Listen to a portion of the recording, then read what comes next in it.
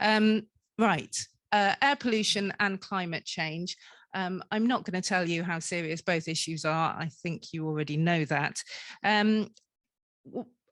But they are closely linked, and that's not always really brought out in the. Oh, hold on, we've gone too far now. Right. Obviously, they've got a lot of the common sources, so vehicles, power generation, industry, homes, commercial buildings, but they interact directly too with some air pollutants contributing to climate change, ozone, black carbon, particulates, and ammonia being the obvious ones. And also climate change makes air pollution problems worse. So I think we're all aware of some of the, should we say, unintended consequences. I want to say cock-ups, but unintended consequences, let's go with that. The promotion of diesel vehicles, that's going back a while now for very minimal climate benefits and some quite spectacular penalties. Oh, goodness me. Yes. Right, okay, lost opportunities and unintended consequences. But there's been more recent ones. Urban biomass, CHP, was heavily promoted as a climate policy. We've got domestic wood burning being quite an issue one.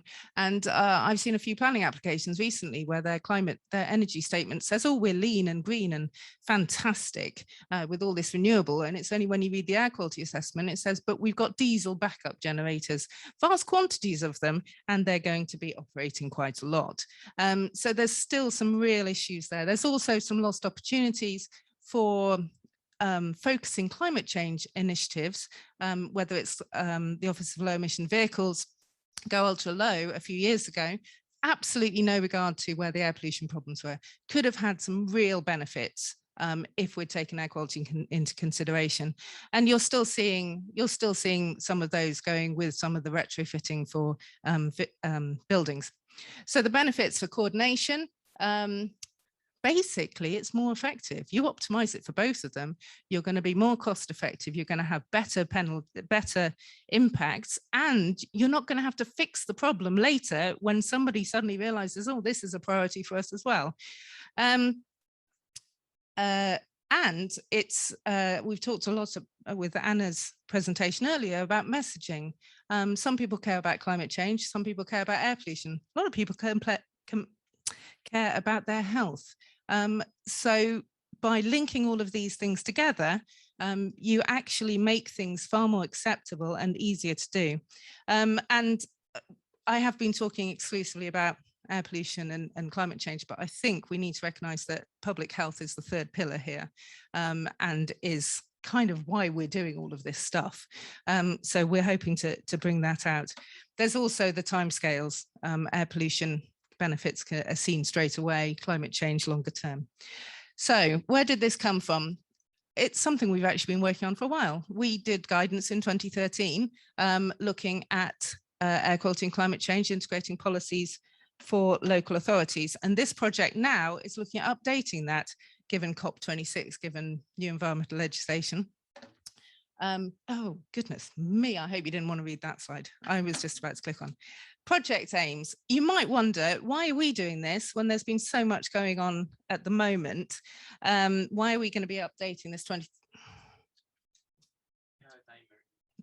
Sorry? Oh, there's a timer on it. Oh, okay, I'm not talking fast enough. Right. Why are we doing this when there's been so much other stuff going on with EPUK and the Royal Society? And they're doing a lot of work on what are the impacts of net zero. What we're trying to do is, instead of taking that top-down approach, which is really useful, is look at a bottom-up approach. What does this mean we should be doing at local authority level and at other organisation levels? So we are aiming to update that guidance and use it to create a series of short leaflets aimed at different audiences, so transport planners, air quality officers, environmental health officers, climate change officers, charities, businesses, public, you name it. Well, if you name it, we'll consider doing it. That's one of the things we want to ask your help for. So we're going to help people to understand what they need to do and why they need to do that. And we're looking at a much broader range of measures than we did last time. So in terms of the next steps, we've already drafted a lot of the guidance. Where we are now is looking at all those measures and seeing what's the latest information on it, what's the latest evidence. Are things still green, win-win? Are they red? Really don't do this because it's going to screw one of those issues. Or are they amber? Depends how you do it. And that's kind of the information that we're looking at. Okay, that's the information. It's beyond me.